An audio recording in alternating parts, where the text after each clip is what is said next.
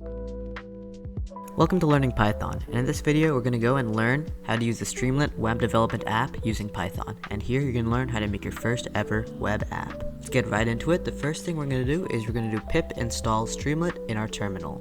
This will allow us to use the Streamlit library in Python. After that, in our app.py file, we'll do import Streamlit as st.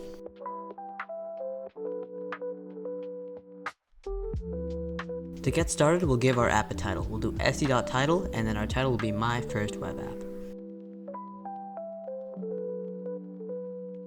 After that, let's make our app interactive. Let's ask for some input. We'll first ask for the name. We'll set it equal to st.textInput, and then we'll have it ask, what is your name?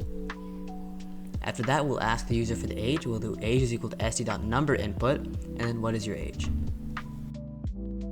To spruce it up a little bit, let's go ahead and add a button. We'll do that by doing if st.button, and we'll have the button text be say hello. You'll see what happens after. After that, in our if statement, we'll put in some output using st.write.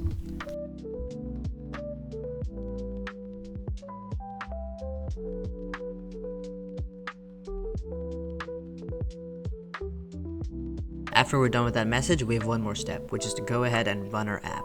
So we'll go into our terminal and we'll type in Streamlit run app.py. Once that runs, it'll open in our browser.